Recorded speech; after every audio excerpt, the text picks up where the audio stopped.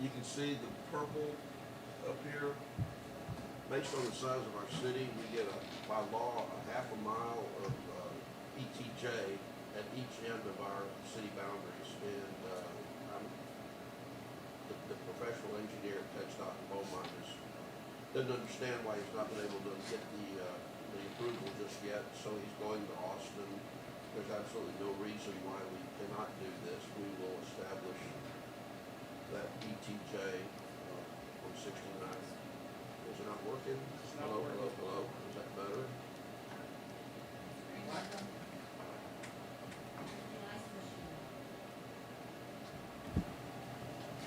Turn the ice machine on.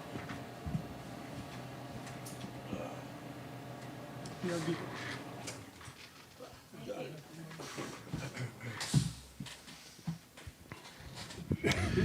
I've also requested that, so the ETJ is the purple. It goes a half mile north of Mill Creek and a half mile south from Ivanhoe Drive. That puts it right at almost to the driveway of Las Brisas on the north end and at the Hillister sign on the south end. I've also requested that the 65 or the 60 mile per hour speed limit sign going north be moved up a half a mile. And these requests are being made for the safety of people exiting and entering the city. I've had people pass me on the right as I've been trying to turn into the city, and it's just not good. Let me see here.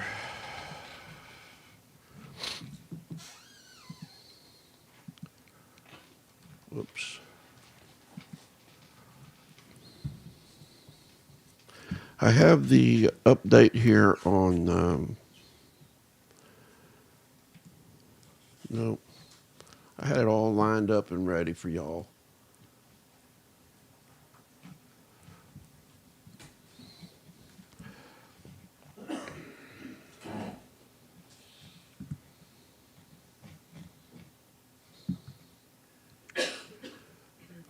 There we go. Okay, this is the monthly update that we get from our grant manager, Langford, our professional engineer from LJA Engineering, and our grant manager. I don't know if you can see that or not. But these grants have so many different names. You've got the GLO, the CDBG, all these different things. But the way that I've been able to keep up with them is just the dollars. So the $11 million grant, all of the properties have been identified that need to be purchased for up front. The lake bed, we now have ownership of the lot on Saxon. We're waiting for the authorization to release funds so that we can get the appraisals done on the property that will need to be purchased to be able to accomplish those projects. We're expecting that by mid-April. As soon as the funds are released, we should be able to move forward with the appraisals, and then IPOA will be able to start their 3 readings. The $7.9 million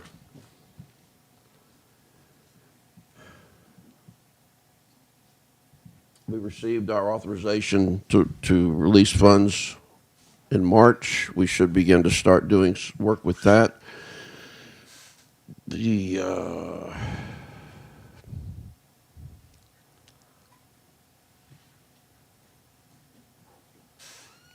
They've submitted the permit application, and it's everything's moving forward. The $1.9 million grant, there were 4 small projects that were to be done, but because Joe Blacksher, our county commissioner, is going to be paving Ivanhoe Drive, that's covering the number 1 and number 2 projects. So we've gained permission to be able to use those funds to other projects, specifically Project 3 and 4, which would be on Lakewood. We'll be able to go further with those funds now on those projects. which is a big deal because of everything going up so much. I'm having trouble reading this.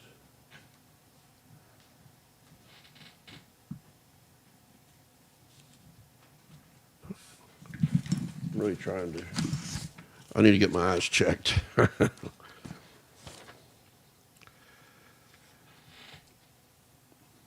So we've submitted all of the requests for information to the to GLO on January the 18th. LJA submitted their project location map and Table 2 cost estimates, which removed the original sites 1 and 2 from Ivanhoe Drive. The comprehensive plan, the recommendation is that we approve it and approve the grant writer for that. That's the $300,000 detailed comprehensive plan where we'll be able to direct what we're trying to do and get a plan that fits our footprint. The $300,000, that's the $300,000 comprehensive plan.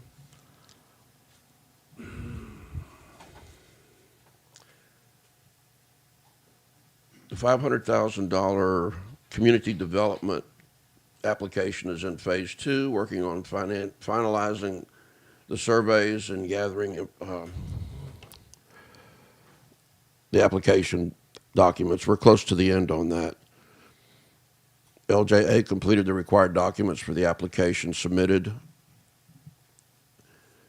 The documents are currently under review, and it includes the city maps. There's one thing I didn't mention on Lake Camelot, the dam on Camelot. There's wetlands down there. We're going to have to go to a federal wetland bank and purchase appropriate or acreage equal to what we're having to consume, and that's going to cost about $20,000. Sam Houston Electric has come out, and on the downside of the dam, they're going to, since they were going to have to move those power poles another 10 feet into the woods, it was already difficult for them to be able to service those poles, so they're going to just abandon that line completely, come in around Galahad Loop and tie on at the other side of Lake Camelot and feed the other 2 lines from there. So that will simplify things for them and LJA and us. That's about all I have at the moment. Rusty?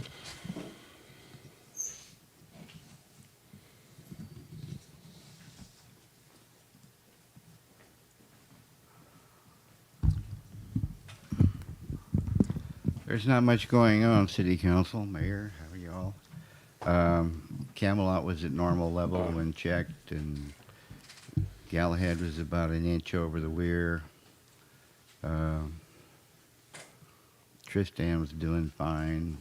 We got a lot of grass trying to build up around the grate, but it takes a week or more normally, and the wind blowing out of the north to get the grass over there so it can be sucked in.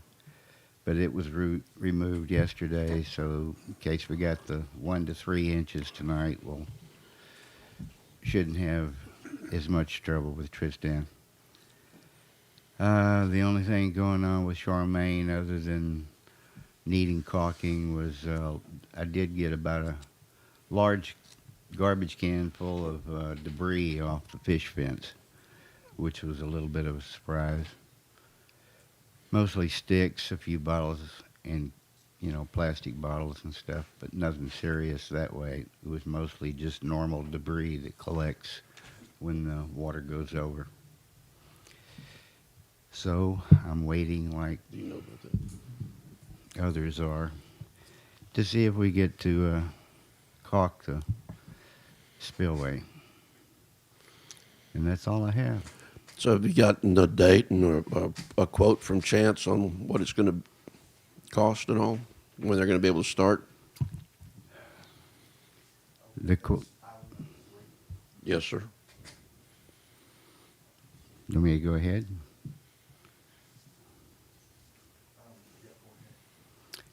It's from what I understand, CD got a message from Chance that it would be 23,000 something, 23,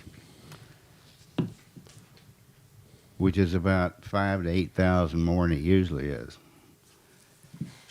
And they said things went up there too, more than you would believe. Other than that, waiting on this council meeting to determine whether we go forward or choose some other course of action. So what do we need to do? I mean, To approve the amount is what I gather from CD. okay, The city council would we don't to have much approve of a that choice, much. do we? At this juncture, I don't see a choice without months more delay.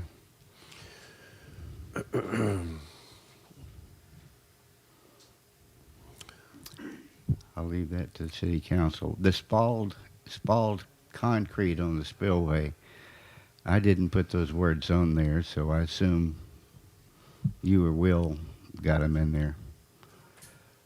And I assume, What- I because don't- I haven't been consulted, told that that would be because of the curb.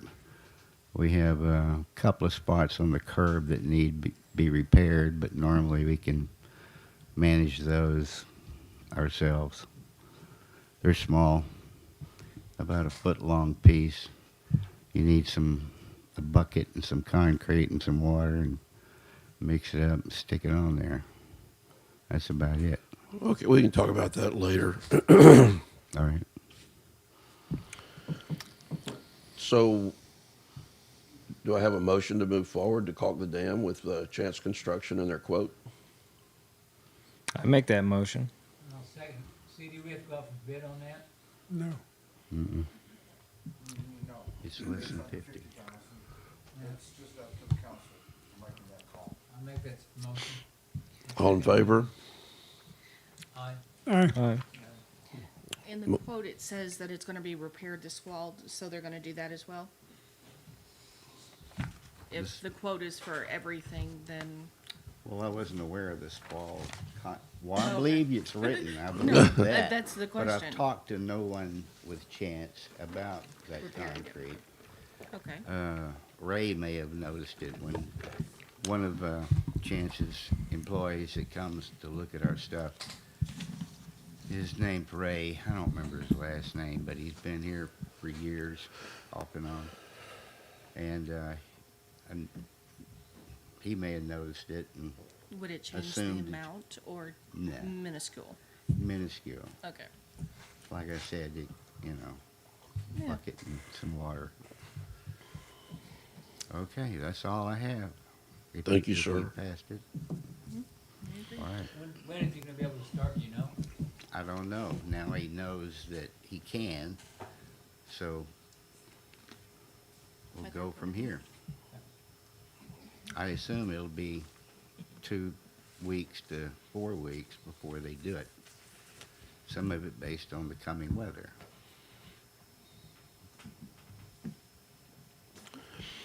So I noticed I skipped over the consent agenda items too. So do we want to, do I get a motion to approve the minutes for the regular meeting in February? I'll make that motion. Second. All in favor? Okay. Motion passes. Do I get a motion to accept the minutes from the January meeting? So moved. Second. All in favor? Aye. Done. Judge's report.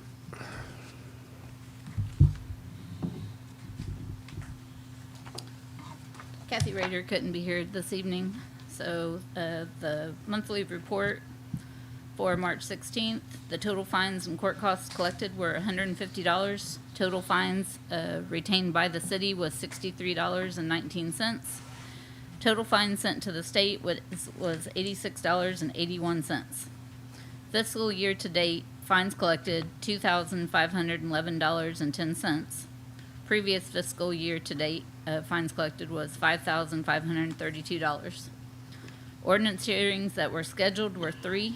Ordinance hearings held were 2. Now, The judge is offering a Class C warrant amnesty. Class C warrant amnesty is the City of Ivanhoe Court is offering a warrant amnesty program from March the 15th of 2023 through May the 15th of 2023. Anyone with an active outstanding warrant through the court is encouraged to take the opportunity to save some money and come get a fresh start. Anyone that contacts the court to take care of their outstanding warrants will be given safe harbor. All warrant fees will be removed when a citizen voluntarily contacts the court to pay a minimum of 1/2 the total amount due and start a payment plan for the balance owed. As an added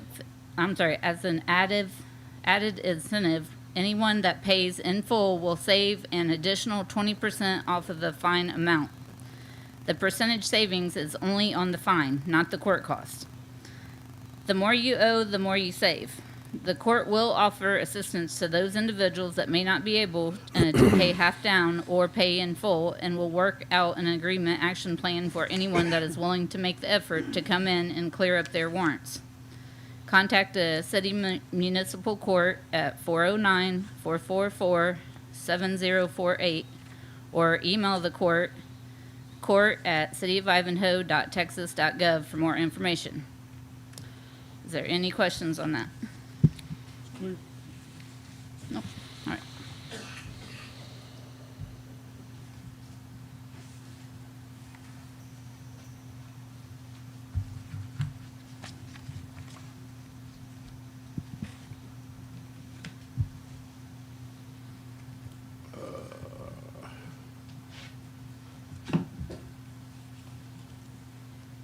So you want to give your report, or you want to just Yeah. delve right into this? No, we can do the report first. Okay. All right, for the month of February, we had 34 calls. Bob had 18, I had 16. Of those, we had one arrest, one warrant was issued. 19 of those calls came from the sheriff's office, 15 came directly into City Hall. For the majority of February, I was actually out of pocket with an Army commitment. We got some good things going on over this past week. You'll be seeing it where we actually had a felony DWI arrest here in Ivanhoe. A couple of CPS issues came in that we're cleaning up on. But for the most part, we're actually getting things. I've made conversation with the DPS, one of the troopers regarding the ETJ. Had some good conversation there. Tomorrow morning at 9 o'clock, the Office of Emergency Management is going to be giving out to each of the departments Narcan for each of our patrol cars. So we'll actually be having a meet and greet with emergency management, the other agency heads, going through with the Legion's EMS to actually secure those so we can put them in each of the patrol cars for in the event that we do have an opioid issue within the city of Ivanhoe. Any questions so far over the month of February? No, sir. All right. How about an update on the new trucks?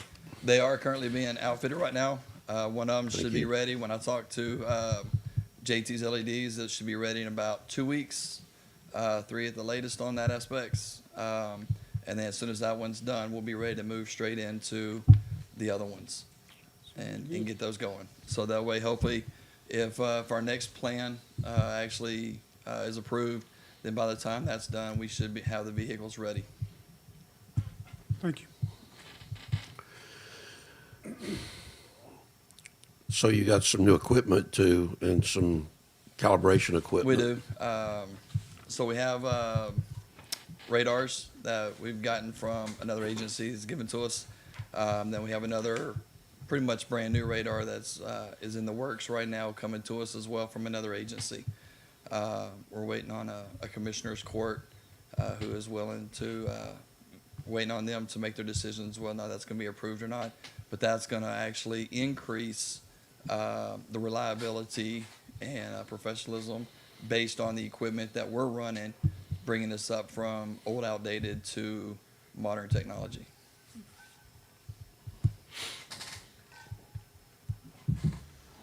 So now we move into the next portion of your time, talking about the transition of the marshal's office. We have the history. It was established in 2016, began security operations the same year, and that laid the foundation for where we are today. Do you have the original? So I do have the original ordinance as it was passed when the marshal's office was actually created. The whole purpose that the marshal's office was created back then, primarily listed out, was to actually serve more for the court roles. Reading in order based on the way they are, the city marshal will serve as a peace officer for the municipal court, which is typically where you see a city marshal's office in your larger cities as well. You have your municipal police department, then you have your city marshal's office, which primarily handles court day-to-day operations. So the following duties listed back when this was originally created was to serve process issued by a city court, including Class C misdemeanor warrants, subpoenas, and summons, transport prisoners being arrested on City of Ivanhoe warrants, serve as a bailiff for the municipal court, provide building security for the municipal court, and then we get to the last two of enforce all city, state, and federal laws and perform other duties as assigned by the city council.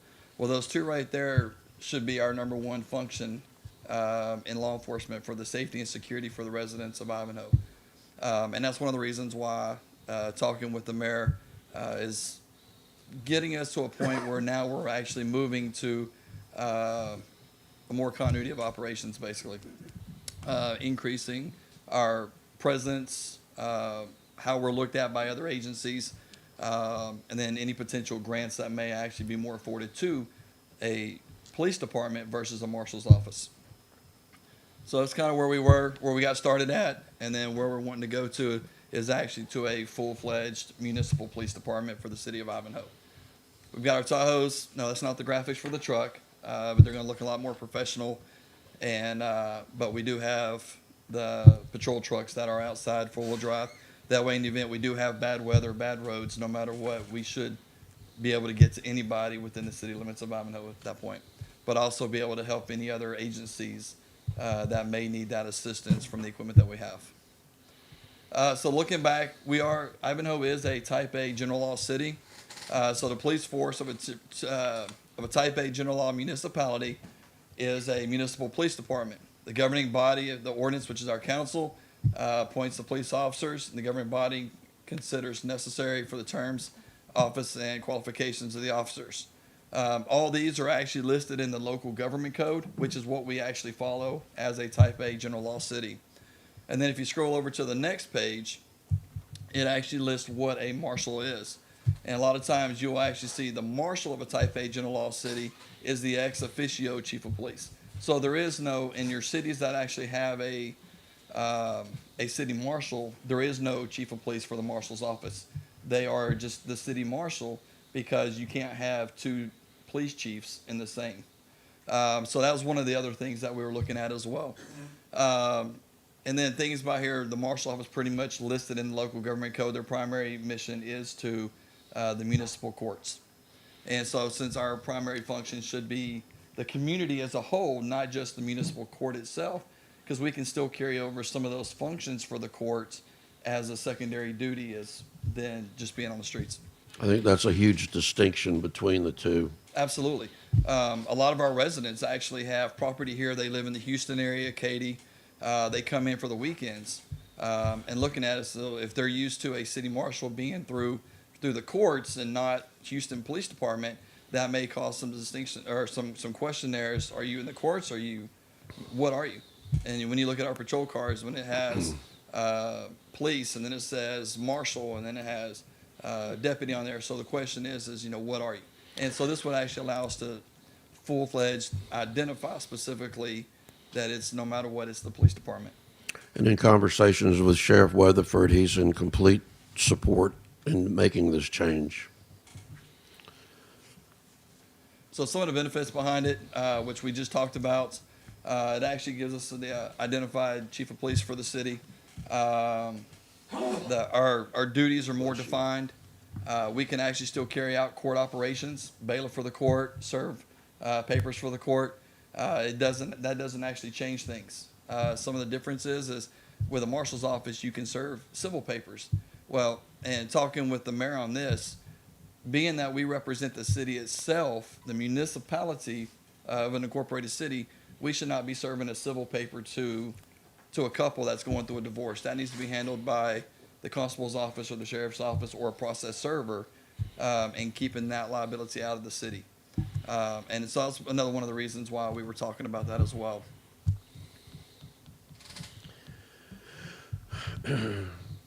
So, in closing up on this here, one of our things here is, in the city continue to evolve and grow.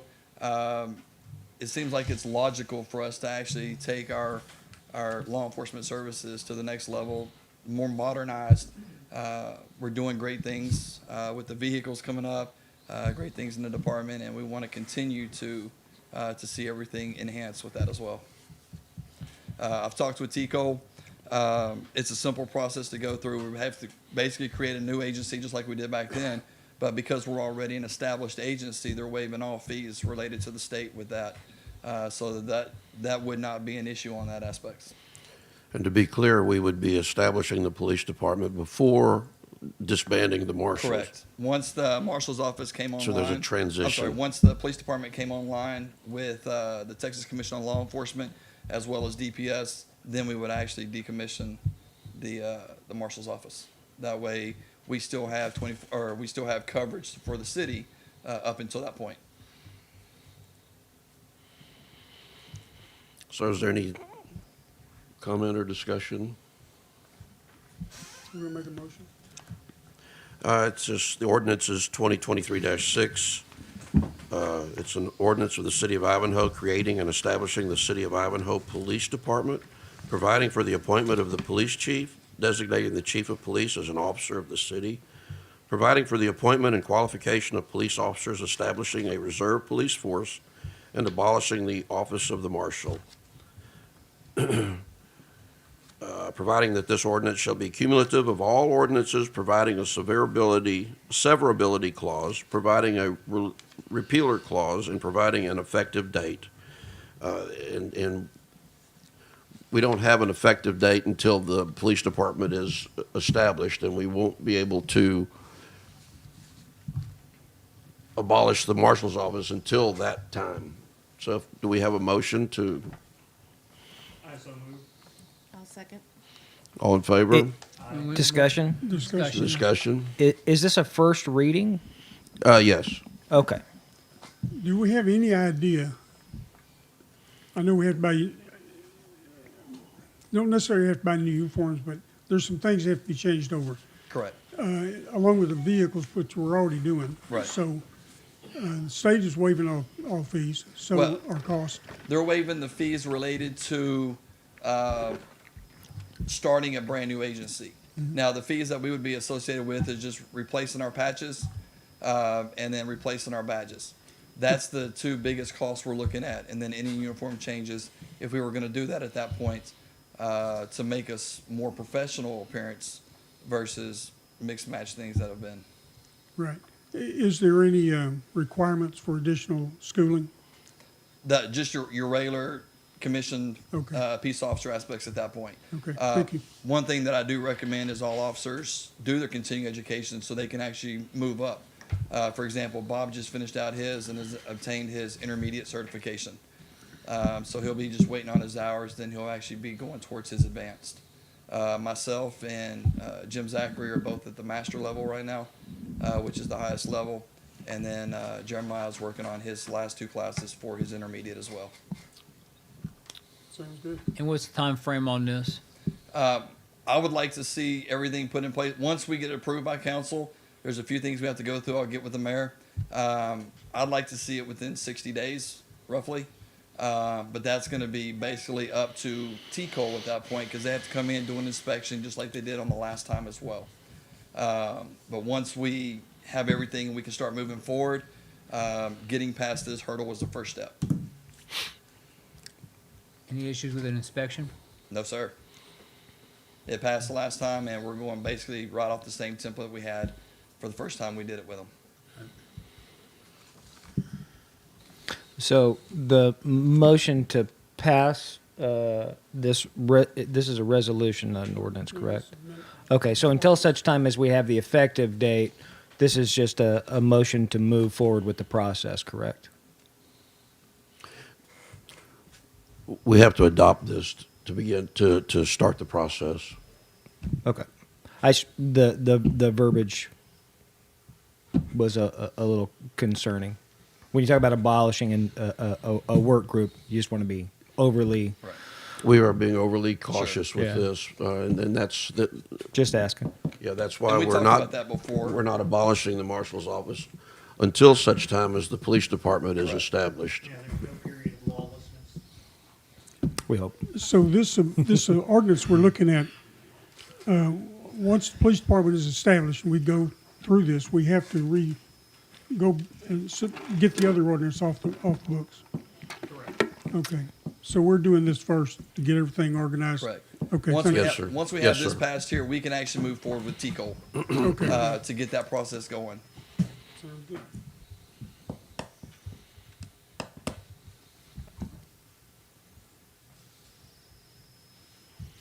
Vote.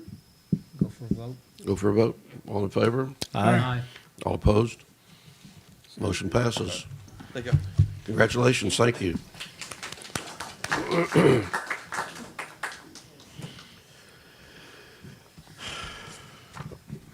Jackie, code enforcement activity. Okay, code enforcement activities for February.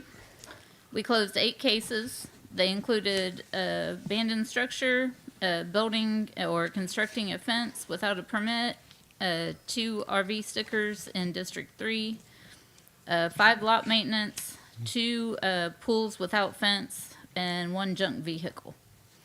Currently, we are working with 12 open cases that are hands-on, where we're directly working with the people, trying to help them get the violations corrected. And I think that's it for this month. I would like to request to meet with council under 551.074 regarding duties.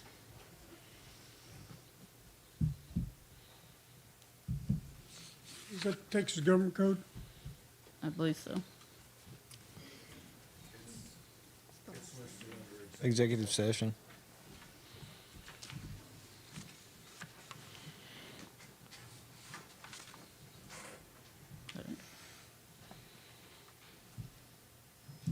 That would be handled later Okay. in the meeting when the council goes into executive. Okay. David?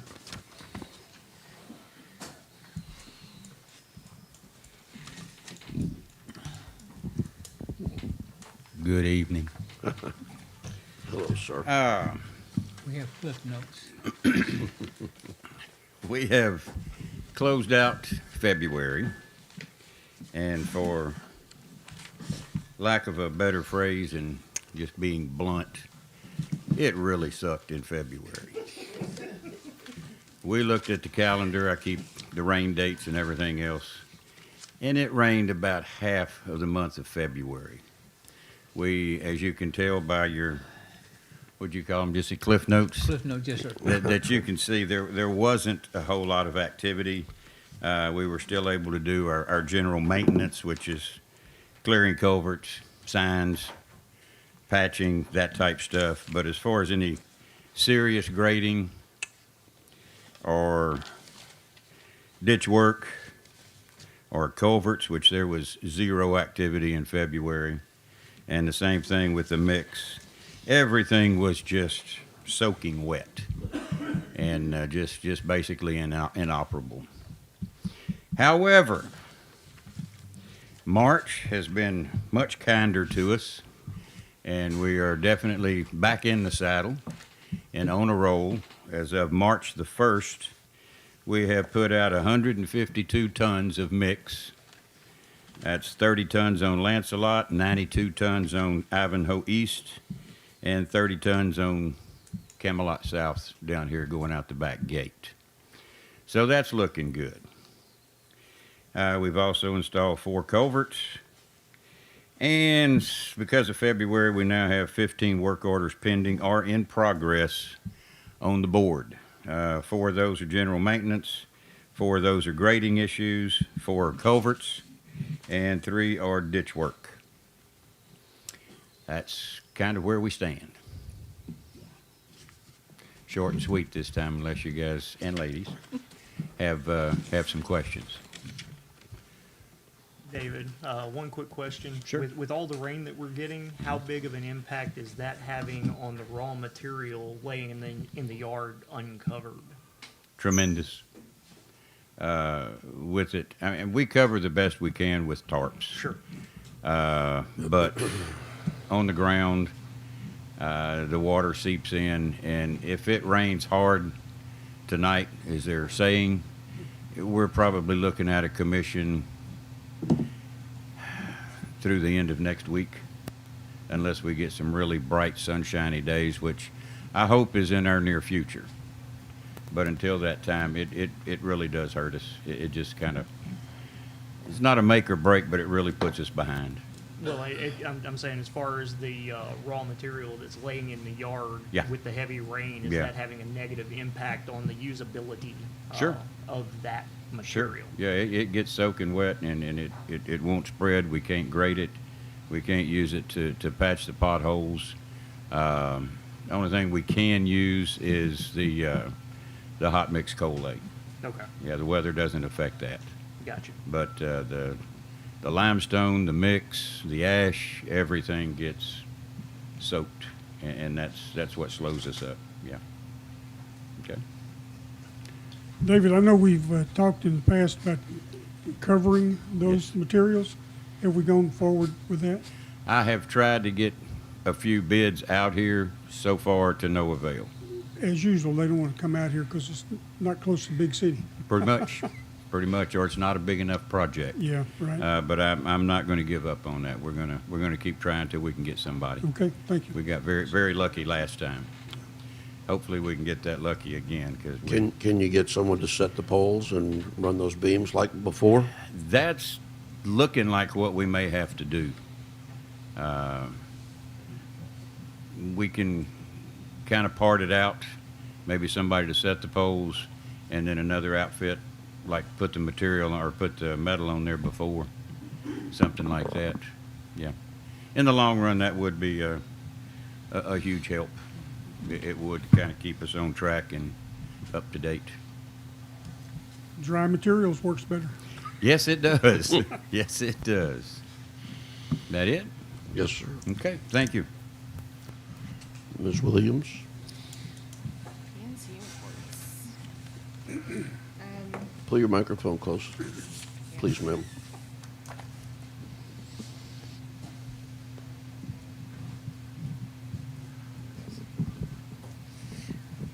There were several things that we covered at P&Z, which is on the list for next things. First thing up was being able to change the wording from code enforcement officer to code enforcement official. This is the second reading of it. We did this basically to be able to cover the position, whether or not they have the certification or not at this point.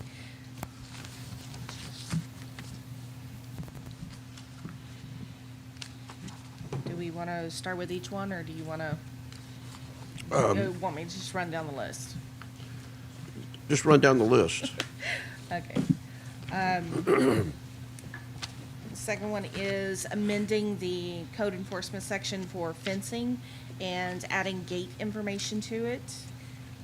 Number 10 would be the city ordinance for open burning.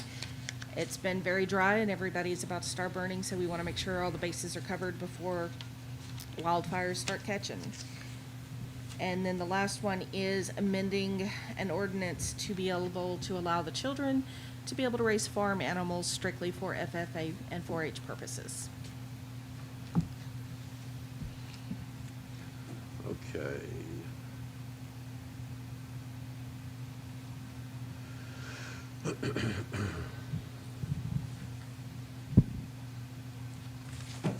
So ordinance number 2023-2, that's the one regarding code enforcement official and adding appointed to a designee reference. Do I have a motion to accept? Got a motion? I'll make that motion. Second? Second. All in favor? I have a question about that, Okay. Mayor. All right, sir. So we have an ordinance that says appointing, changing code enforcement officer to city code enforcement official. And then we come down here, we have probable cause, and we talk about liability to enter a lot, to be cut weeds, grass, remove garbage, trash, and rubbish. Okay. On, That is something that we are still working to look through. We are simply matching the name between a enforcement official and officer as it's reflected in the rest of our documents. This is on the board to look at closer as well. For further on the discussion. duties. I just, It's, yes, sir. it's kind of misleading. We're talking about changing to code enforcement official, and then we're talking about going on property and clearing it out. That's only with a warrant, only after the judge has signed off, when there is a whole list of things that must be accomplished before anybody steps on anybody else's property. And as far as what can or cannot be done at that time, like I said, I'd like to still put that under discussion with P and Z so that we can get some of that wording cleared up. I don't have a problem changing with the city code enforcement official. My issue lies within, now we're talking about entering somebody's property and moving forward with it.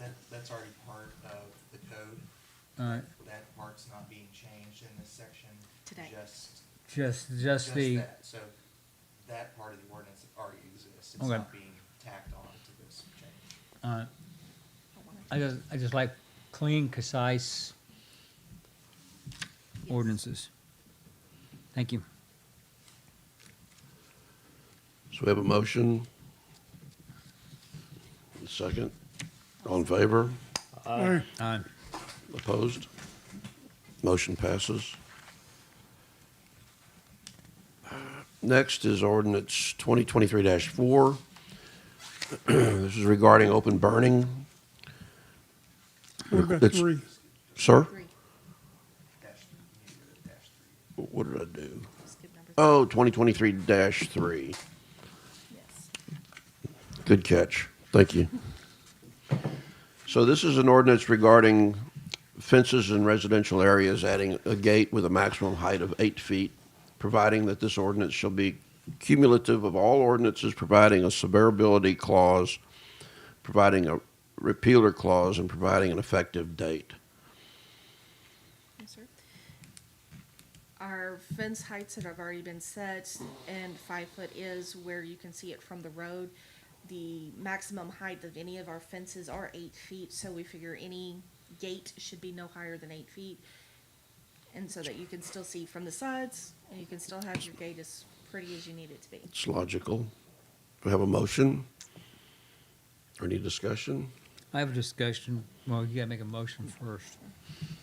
I make the motion. I'll second. Let's discuss. So the code enforcement official or his designee determine what is acceptable materials to be used on the fence? That was already in place. The only Already- thing they're addressing at this time would be the height of an actual movable gate. I would prefer that we have a list of materials that clearly specify. We do not at this time. I would also like to see one that has clearly identified what we can and cannot use. I'd suggest So we, there's more discussion to come. Much more discussion. I think we, Got you. I think we postpone this one until we get it cleared up. You want to finish that? Okay. I thought we were just talking about the height of the gate, not the material it's made from. That's correct. This particular first reading of this is just addressing the gate height. We believe it was brought up in December, and it's been carried over until now. And Yeah, it's, this doesn't have anything to do with the materials, this is just the height, maximum height of the gate. There's a lot more discussion that will be taking place. yes, in P and Z, there's a lot of things that we'll address on very specific things. This one was simply addressing the gate height because somebody wanted to do a higher gate than their actual fencing. So there's a motion on the floor already for this one? Yes. Okay. It's been seconded. It's been seconded, okay. All in favor? Aye. All right. Passes. Against. Ordinance 2023-4. Nope, I just did that. No, I didn't. This is regarding the open burning requirement, requiring water to be in the vicinity and the establishment of distances from the property line and flammable objects.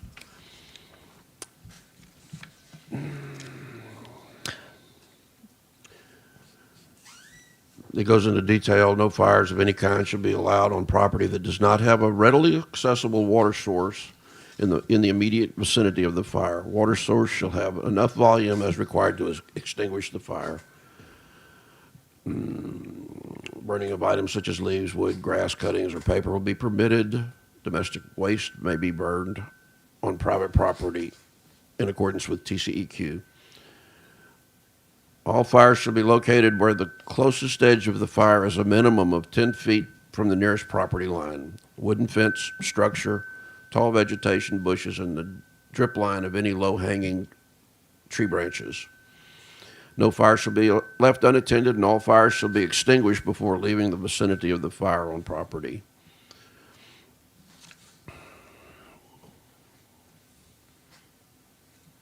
I'll make the motion.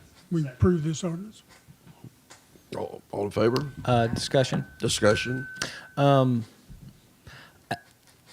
I believe that we should consider a little more specificity on the definition of readily available water.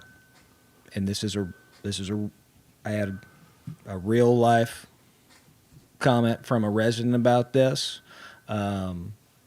I don't think that it's something that we want to leave up to interpretation. If they have a 5-gallon bucket and they're near the lake, but they don't have water on their property, there's water right there. This may seem very silly, but again, Now, would the addition of running water be acceptable? a hose, a valve. I was gonna say, that last sentence, I think, Sufficient volume to be able to put out the fire. would cover it because your fire could be of a different size or whatever, so I think that second sentence speaks a little bit to that. Covers it. Well, again, I don't know what the answer is. I think that there is a concern that we may need to specify appropriate implements along with the water.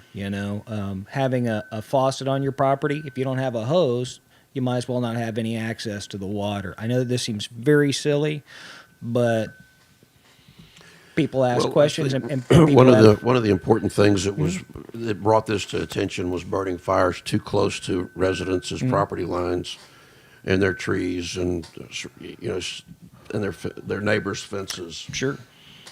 So Is it something that could be discussed later It can be. into more detail? What kind of detail would you like to see? well, I mean, you specify what kind of volume and how is it to be delivered. I don't necessarily know that volume needs to be specified, but again, making sure that somebody that's going to be burning knows that, I mean, my common sense says I have to have a water service, whether it's a well or Monarch. I have to have a valve that's functional. I have to have a hose that gets me over to where my fire is going to be. That way I can actually deliver water to the fire to control it. So would running water with a hose that's within 5 feet of the fire be adequate? That would be adequate, but I'm going to take the opposite viewpoint. There are some times where I've been in properties in my lifetime where I'm burning. There is no hose without going 100 feet, but I have already filled up a 5-gallon or 10-gallon burner due to whatever size of my fire is, and have that relatively available next to me to put out the fire.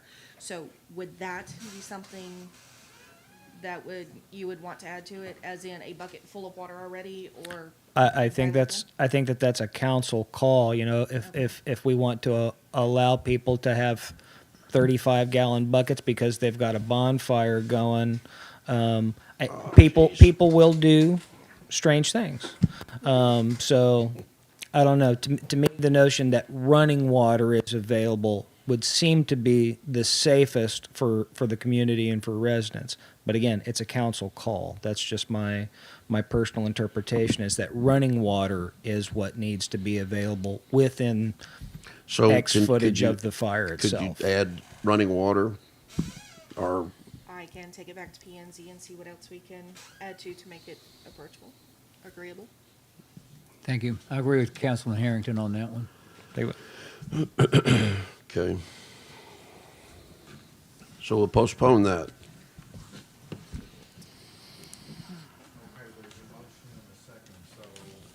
Withdraw the motion. If I made it, I withdraw it. I don't remember who seconded it. I think it was Carolyn.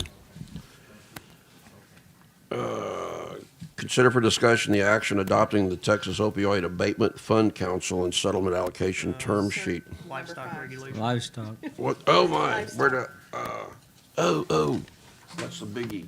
Yes, sir.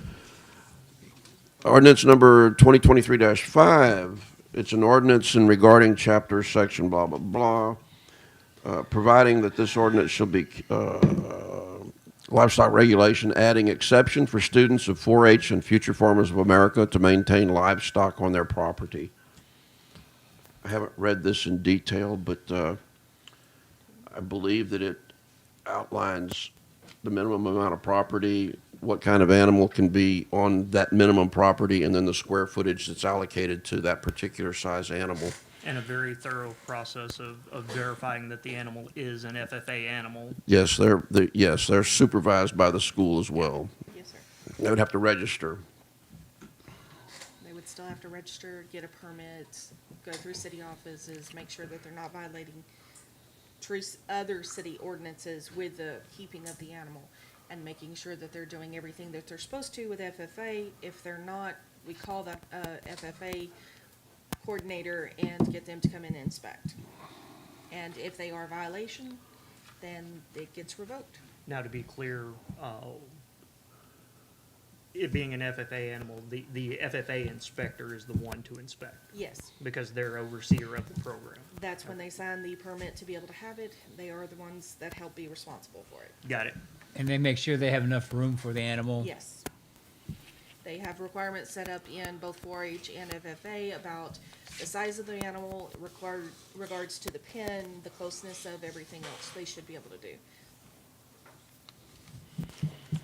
And this one's kind of important because the kids have to purchase their animals by mid-April to be able to participate and have a chance at showing their animals and earning serious scholarship money for their efforts. Is there any discussion? Technically, this would be a seasonal permit, wouldn't it? Yes. Yeah, they only run the first half of the year. Or the second and third quarter of the year. Most of the people will purchase their animals by mid-April, late April, and show by October. And then they have about 6 weeks after that to be able to process the animal however they can. And it's usually sold to friends or family in cookouts. So we have a motion, I have the motion. second. Second. All in favor? Aye. Aye. Motion passes. Any opposed? Motion passes. Okay.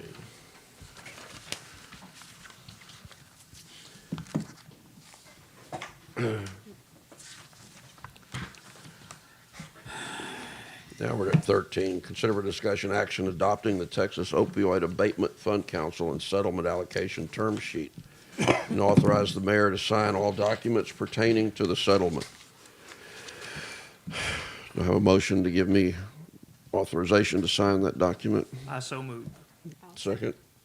Second. All in favor? Aye. Motion. Any opposed? Motion Any passes. discussion? Any discussion? Is there a likelihood we might get a couple of dollars or not? If we don't pass it, like you're saying here, we won't get anything no matter what. That's right. I don't know what the size of the pot is. The if we run, we may not win, but if we don't run, we're guaranteed to not win. Guaranteed. Yes, thank you.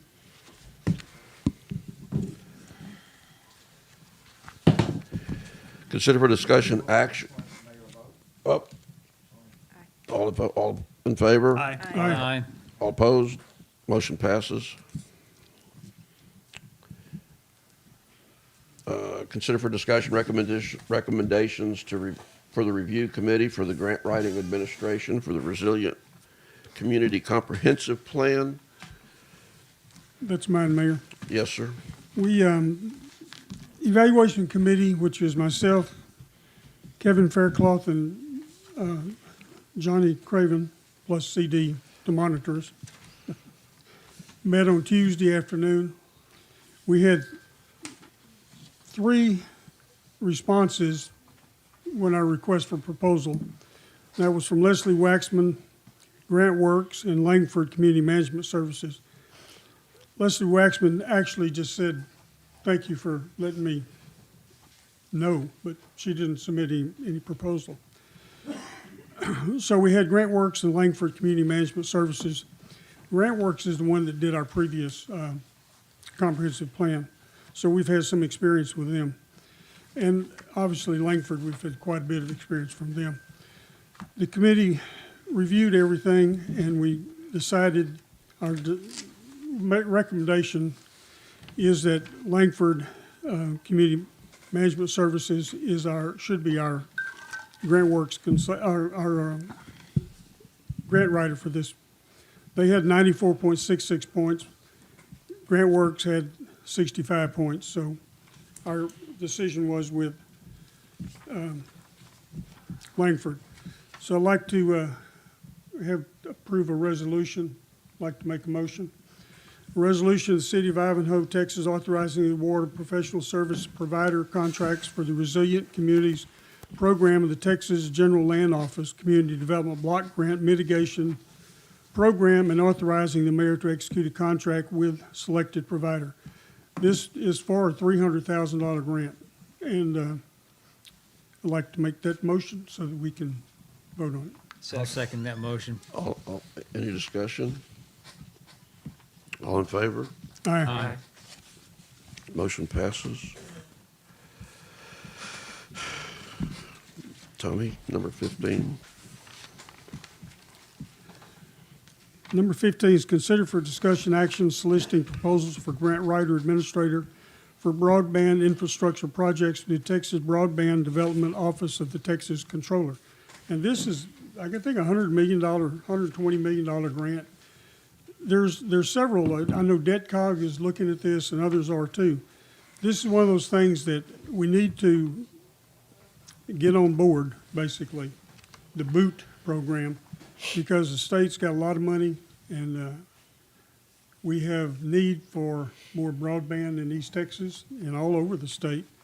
So what the motion would be to go out for a grant writer, solicit bids for a grant writer for this program. That's my motion. Have a second? All in favor? Or any further discussion? I'll second. Maybe 3 seconds. Well, Oh, I didn't. I only heard one. if we have any discussion, we need to ask CD about regards to a little more information here. If we need it. I don't need it, but y'all may. Well, I can tell you that I've spoken to Sam Houston Electric and Charter and Spectrum Digital are coming in. They're about a year into this process of changing out all the 35-foot poles for 40-foot poles to accommodate fiber cable coming in. The fiber has to be so far above ground by code and so far below the power lines by code, and the 35-foot poles wouldn't accommodate them. So it's a high priority project with the government, and it's moving forward. Yeah, we met with Sam Houston several years ago in regards to this, and they were looking at it, but who's going to pay for it? Well, now we know who's going to pay for it. It's the state, so that's why I think Sam Houston is going to do it. Yeah, the fiber has already been run from Woodville to Hillister. Yeah, it's a good program. So did we vote? No. Did we get a motion? We got a motion and a second, at least one All in second. favor? Aye. All right, Aye. Motion carries. CD.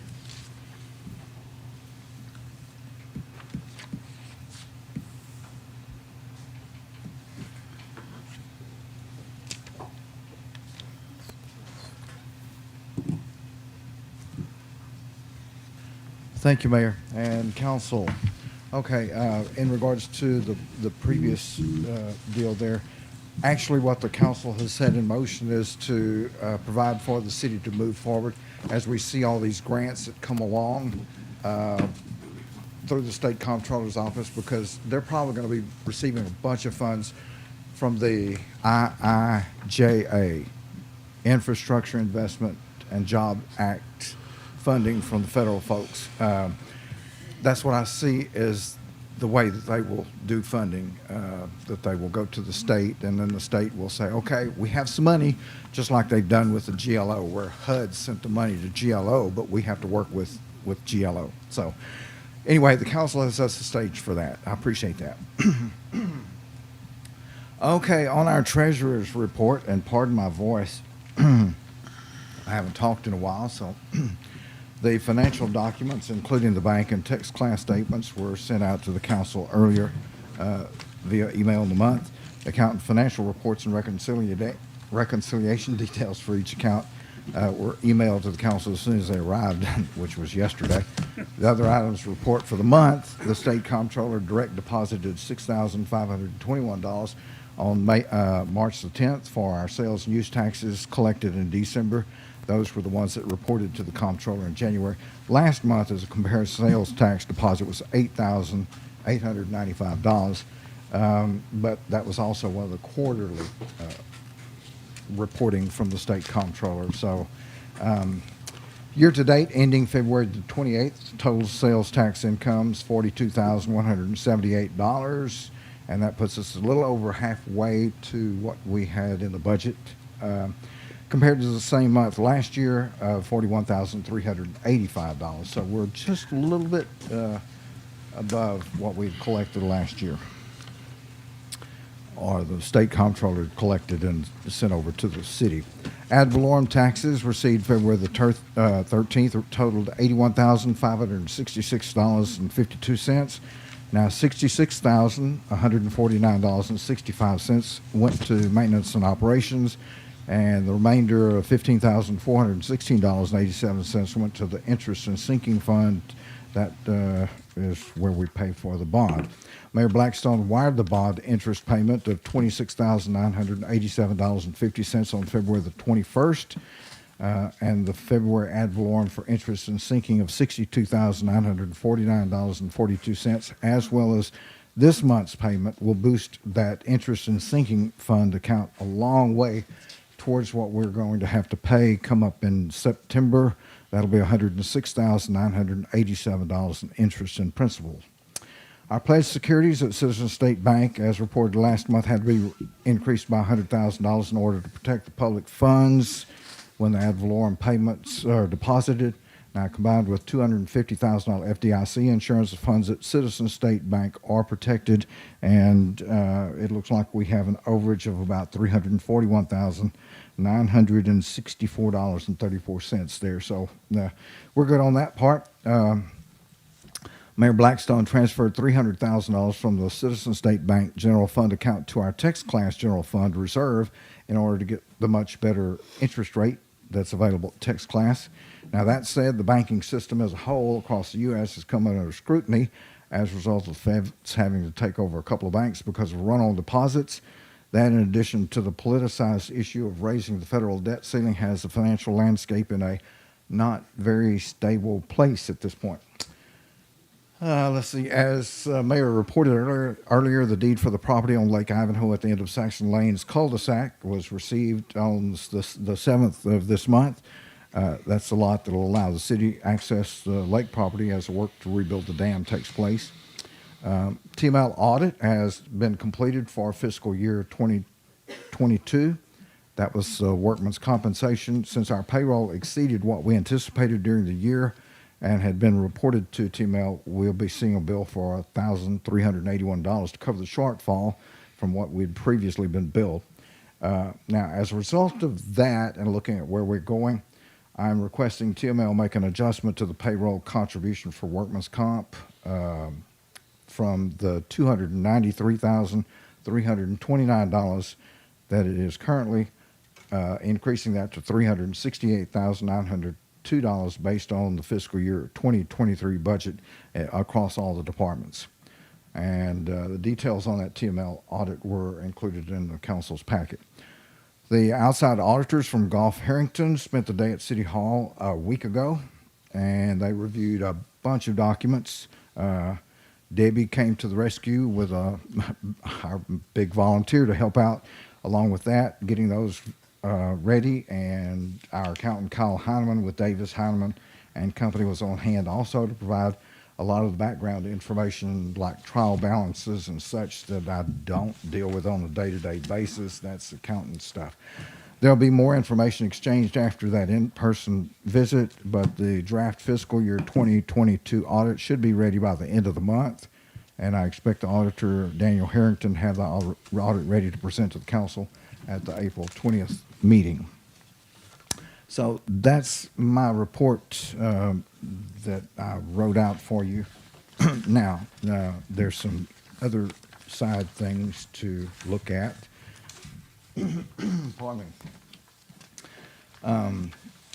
In the council's financial document that I sent out, it showed the Tyler County Tax Office, how it breaks down the levy, current year levy, and penalties and interest, as well as delinquencies. And so you can, if you have any questions on how to figure that out, just holler at me and we'll go over it real quick.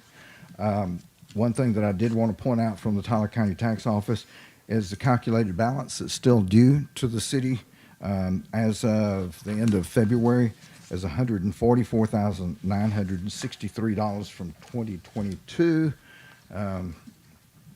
That's what's currently due for the remainder of this year.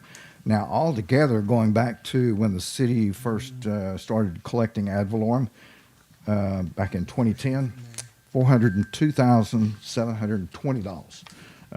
And that's one of the things that the auditors look at, is to see how much is owed to the city and how likely we are to collect that, which goes back to our discussions with Mr. Guest, James Guest, from the delinquent tax attorneys and all.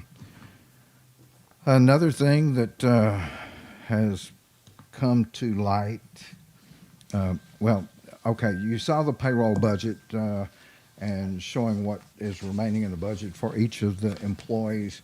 That was a report requested by Councilman Warren, and we're keeping up with that. As of the end of March, we will effectively have met our halfway mark. And so if we're seeing something at this point, it's for the March 8th payroll. If we're seeing something that's above 55% for that particular employee, we're in pretty good shape at this point in the year. Now, talk with Kyle Heineman on the phone and by text.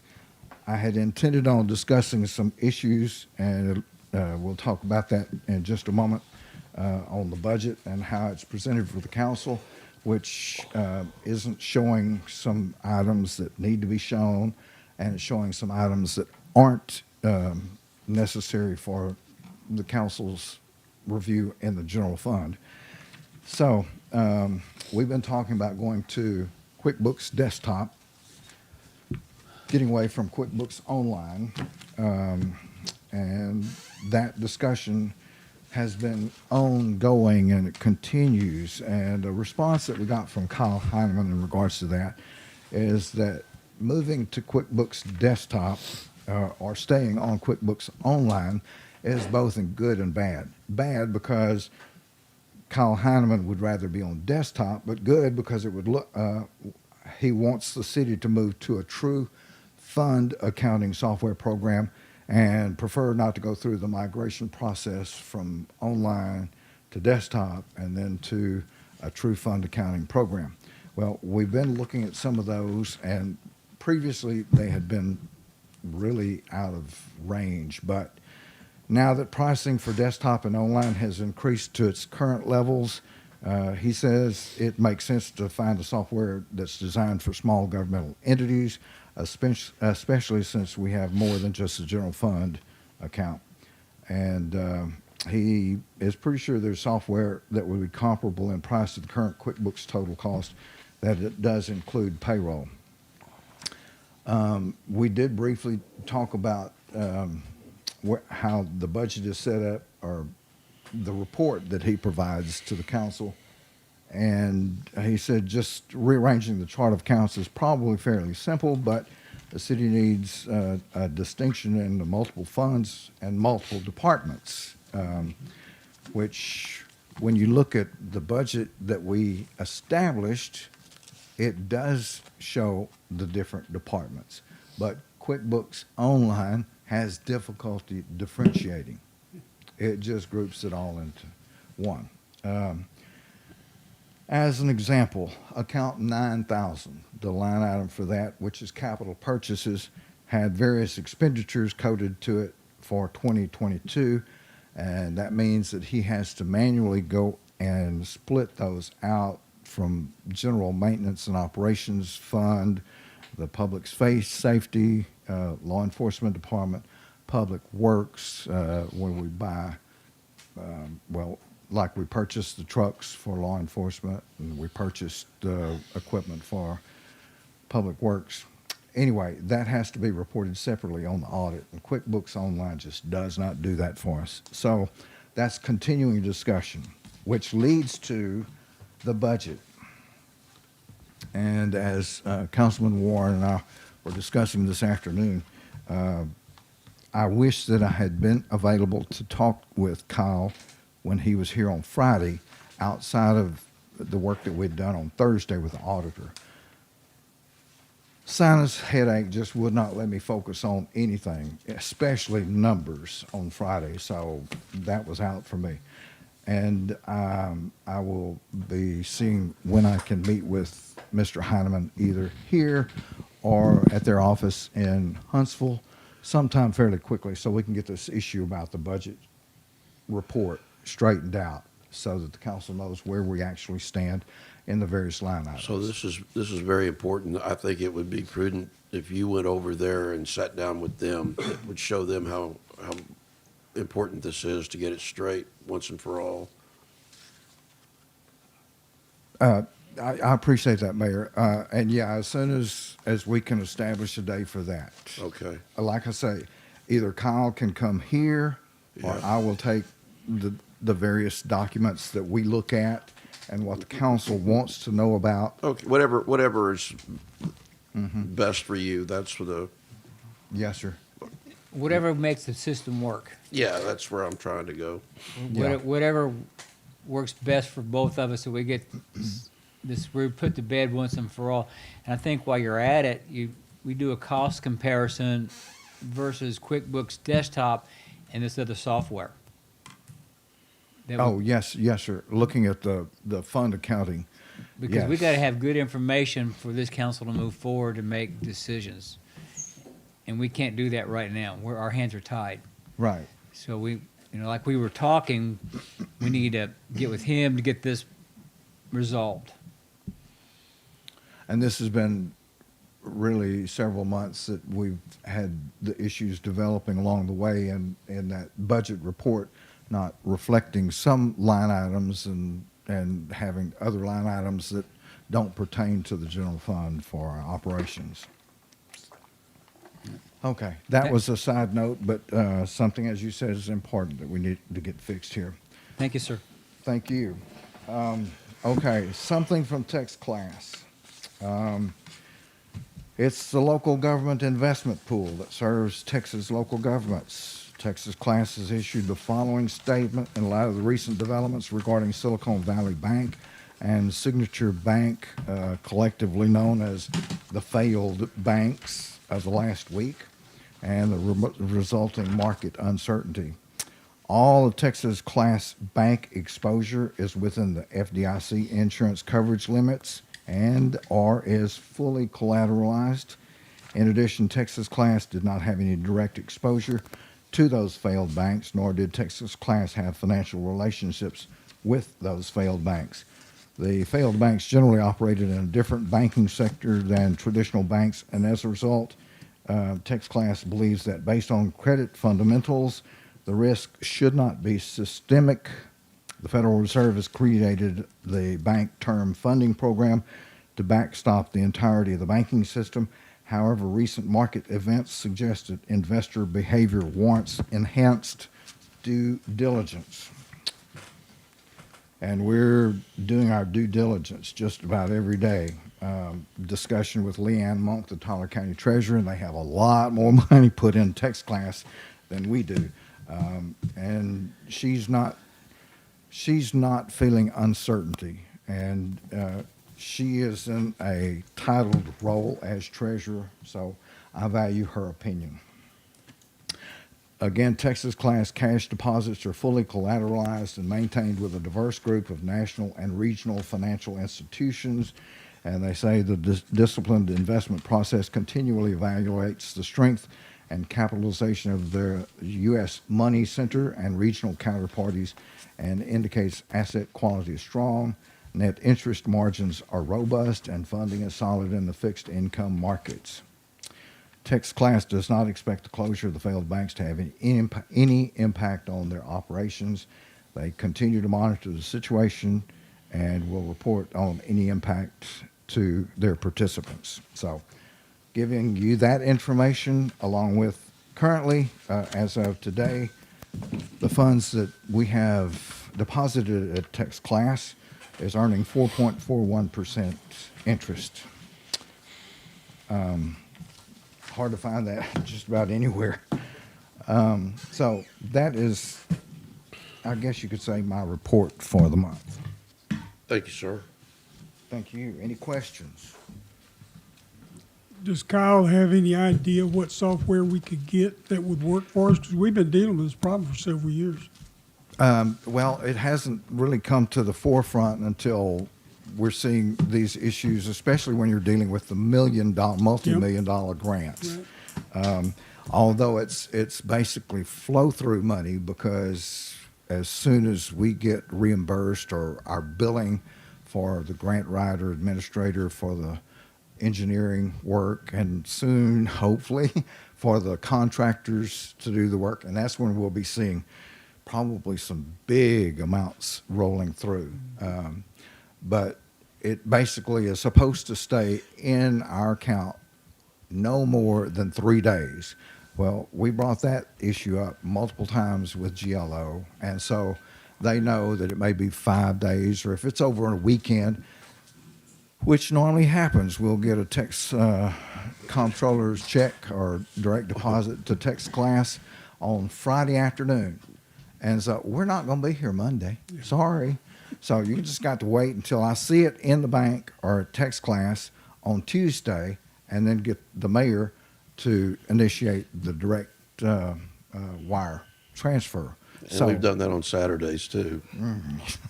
Yes. We'll discuss that with him. I know that we had looked at some previously, and they were in the $16,000, $17,000 range. And if it's possible, we'll see if we can't use any leftover ARPA funds that will cover that, maybe. Well, if the auditor can't make heads or tails out of it, how are we supposed to? Yes, sir. Well, luckily, and we had a good meeting with Mr. Harrington, Daniel Harrington, the auditor, and let's see, his associate was Zach. I can't remember the last name. But they spent the day in here, and Kyle was here from our accountant office. And so that resulted in them not having to come back a second day. So now Daniel has requested some additional documents that they didn't get to on the day they were here, and we're filing those by email. So hopefully, as I say, by the end of this month, they will have the draft ready, and I've already pushed the button on that because the folks that we deal with for the $2 million bond, by 6 months after the end of the fiscal year, we're supposed to have a report in to the state. And that's why I'm wanting that draft at least so that we can present it to the state. And then when the council adopts the audit report, we'll notify the state that it's been accepted and approved. Thank you, CD. Thank you, sir. Thank you. All right. Thanks, sir. So we'll now adjourn to executive session. 17. Yeah.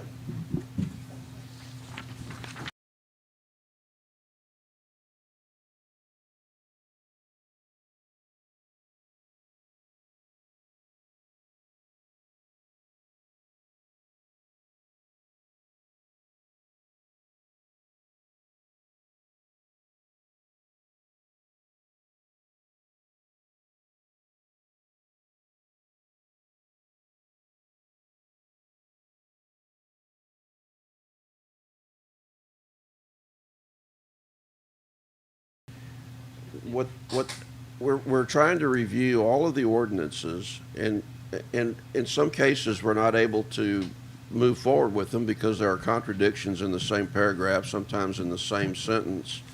It makes it difficult to make a decision, and it's not fair to put these decisions on one individual that's trying to manage it all. So in trying to get these ordinances straightened out,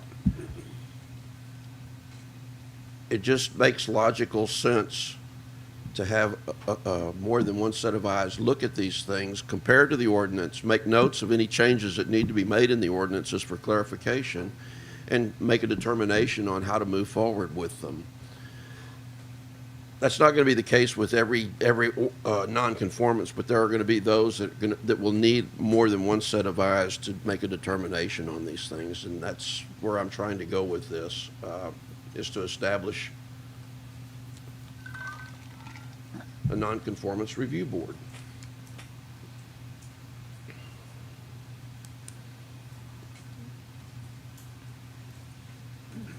I may be mistaken, but I thought that was the job of the P&Z.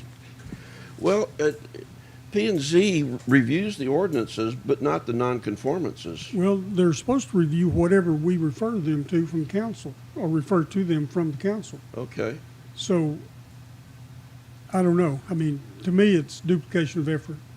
Well, it looks like the review board would be at the opposite end of the spectrum. P&Z comes in to create and recommend ordinances, and then with the excessive workload that's coming through.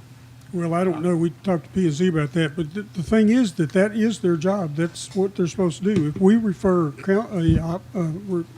an ordinance that needs revised or whatever, that's supposed to come from the city council to the P&Z. Sure.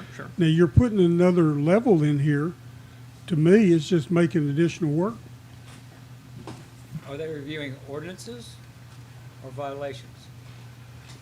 Well, it would be both. 'Cause right now, the one that really stands out to me is the general regulation. Basically, all that you can do is mow your grass, take your trash out, and collect your mail without city approval. Any and all new additional, I can't read anymore. Any and all new additional, altering, repairing, moving, removal, or fencing performed on privately owned property in the city is considered residential construction work, and the property owner must submit an application for permit and must be approved by the city building inspector, or any designated representative thereof before any work can begin. Building permit fees will be collected before or at the time a permit is issued, The property owner is responsible for obtaining the appropriate permits. Failure to obtain the appropriate permit will result in triple permit fees and any penalties and fines, as well as possible removal of non-conforming structure at the property owner's expense. Does anybody, am I the only one that takes issue with this? Sounds a little stringent.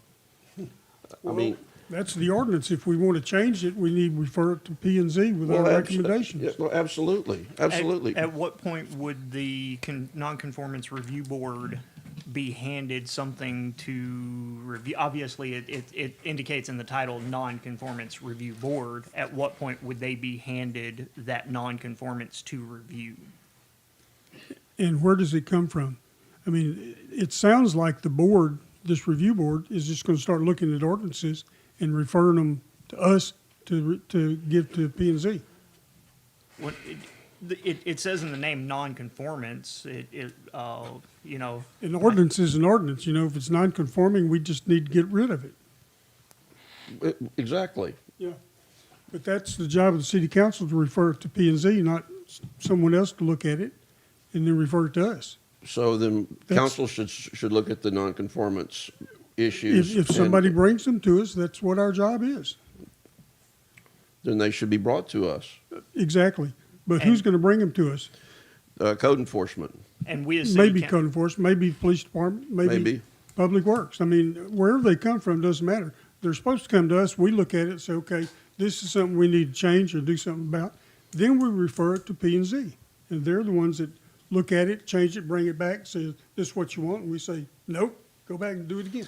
So the or whole, yes, that's what Now, we want. now, in the meantime, my question, if I may, Mr. Mayor, in the event, and until an ordinance is changed, it's on the books as an ordinance. Yeah, exactly. Now, Mayor Blackstone stated earlier, some ordinances actually contradict themselves. How can we as a city enforce those ordinances when they contradict themselves? And that's part of a problem that we have to address. But, you know, we have somebody looked at these ordinances. We have a company, they're filed, they're supposed to be reviewing them for legalities. Now, if they find something that's not right, don't they notify us? well, if they know what they're looking for, they don't know what they don't know. Well, they're looking at the law. Yeah. You know, if this ordinance says you can't chop down a tree that's 47 feet wide, well, then they'll say, well, where'd that come from? And they'll know it's not something, it's something we need to look at. But I don't know how they do this, but I just don't see that putting another organization or another committee here in the middle of it is going to do anything but create more work. Well, I think before we get into making a decision on yes or no on the board, we understand exactly what they're up to do, what their responsibilities would be, and I'll defer to Mayor Blackstone on that one. So, go ahead. One thing we need to make sure of in whatever we're doing here, there is certain authority vested by ordinance with the Planning and Zoning Commission. So we've got to make sure whatever this board's going to do doesn't steal authority from them that they have in our ordinances. Because there is an ordinance that gives them the authority to handle, the zoning ordinance amendments and handle the overall comprehensive city plan. So I would think this is in some ways running, we've got to, these are going to have to be clearly defined, otherwise it could run afoul of P&Z's authority. Well, it's not taking away any of their authority. It's, Well, Mayor, I think if we want to have this committee, I think it ought to be part of P and Z. You know, they yeah, absolutely. not a separate committee, but a function of the P and Z. And if they want to designate 3 or 4 people, and you can get people that are not on P and Z, but regular citizens to work on that committee. But it's a function of P and Z, not. That's all I'm thinking. Well, I agree with you. It's not to take away anything from P and Z. It's to No, give them. We don't want to make additional work is what we're doing, and I don't see the need for that. Okay. And it's duly noted. Okay, thank you. And I'll tell you what the thought process was. It was an opportunity to get a firsthand look at correcting poorly worded ordinances. They don't know. It gives them a look at what needs to be adjusted or reviewed. Well, maybe we should discuss this with P and Z, because that, to me, is what they're supposed to be doing. When we give them, so we got a problem with this ordinance, they look at it and say, what do you want to do with it? You know, basically, like they're doing with the fencing and all these other things. That's just the P and Z purpose. So looking at it from my perspective, kind of what it sounds like is if Jackie comes across something with code enforcement that skirts the line, might be close to the line, that she would bring it to this board, or she could bring it, in your case, directly to P and Z to ask before progressing down the next Well, step the of. process, if whatever I'm we need. mistaken, I may be wrong, but here, it is normally to bring it to city council and we refer it to P and Z. Now, it's not to mention, not to say that things don't go to P and Z without coming to us. I'm sure they do, but that's not the way it's supposed to work. And the P and Z also has rules regarding that their stuff has to be open to the public for inspection, so, I think that this would have to be very well tailored, whatever it's gonna be. So I think there needs to be some additional, thought experiments here. Yeah, because the Open Meeting Act, P and Z has to follow that same as city council and any other governmental organization.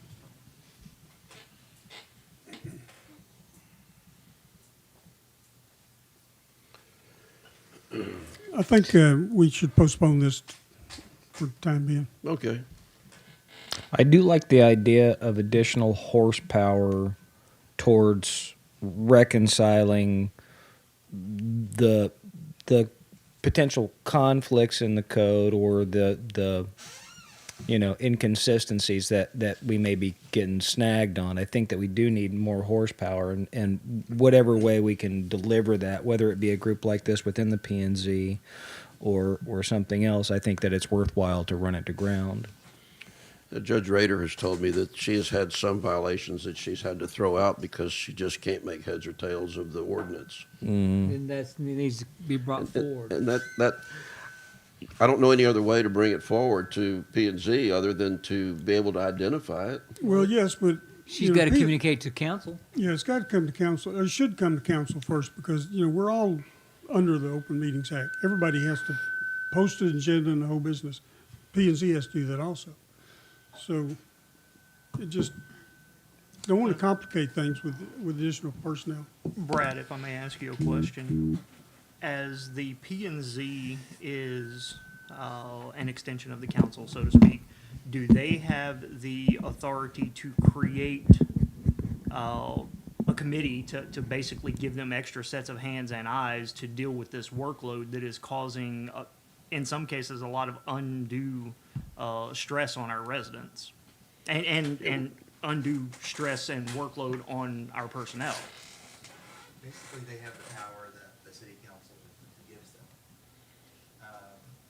So, y'all can create whatever ordinances y'all choose or delegate whatever y'all want to. I don't know, I'm not sure who the P and Z liaison is now. It's Carolyn, Ms. Williams. Of course. So, I think, she's gonna be y'all's point person for communicating with the P and Z. And however things are coming to council's attention, I think that's the road it needs, at least for now, needs to be delegated through. And I think that if the judge has to throw a case out because of poor ordinance, it needs to go to Carolyn, and then they go back to P and Z, and just like the one that the mayor pointed out, that should be clarified through P and Z and dealt with. See, right now, Jackie is making the decisions, and she's coming and asking questions and asking for help, and there's no help there. So if something is brought up and needs to be looked at, does she then take it to P and Z for determination? Yeah, I think that's fine, as long as y'all are, the city council themselves are comfortable with the employees going directly to P and Z. If that's something y'all authorize, then yeah, Well, that's what this was attempting to do, was to deal with just the exceptions that crop up. and be an early warning for, or early notification for P and Z on issues that may not be readily visible. Yeah, I think probably the best practice would be is, whatever department head or whoever encounters an issue, the judge, whoever, they should probably, talk to P and Z, but also, talk to Carolyn as well, so that there's some, some follow through. Okay. I think it should go to Carolyn first, chain of command, and then she can direct it from there. Then she is aware of the issue, and she has hands-on. So that'd be my recommendation. Well, I think it bears more thought and more discussion. I think that, we postpone it from now and carry it on from there. I think that the concept had merit, but there are things that need to be Addressed. Devil in the addressed. details.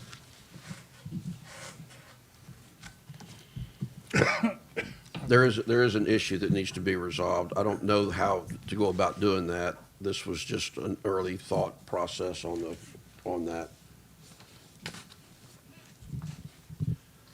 So are we done with this? We go to executive session? Sound good to me? We'll be quick.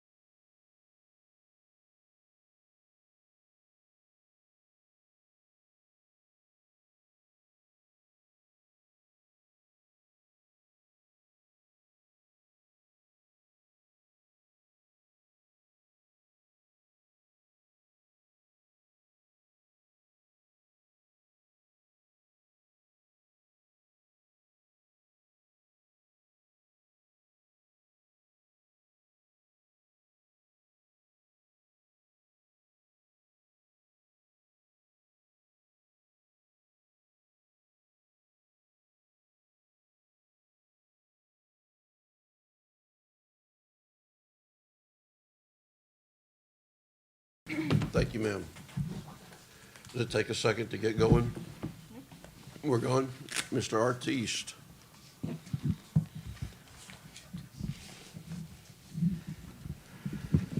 Good evening, sir. Thank you for waiting. Sorry it took so long. Yes, sir.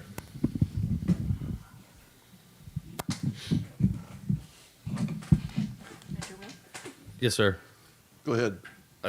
I got some a paper through the mail saying that I needed to clean my place up, and so I cleaned my place up. Then I got another. Then I asked the lady here about moving a building in, and she said that my place had to meet the requirements of being clean before I could move the building in. And now I hadn't heard anything, so I'd like to know what needs to be done now in order to get the building in. So we can't actually respond to audience communications in the open meeting. It's an opportunity for you to communicate to us. The appropriate place to actually get that information is in the front office when the office is open. And it sounds like you've Yes, sir. already attempted to Well, do I that. did that. I'm sorry, I don't mean to cut you off. I did that, but they told me I couldn't do anything until it was approved by the mayor that my place was cleaned.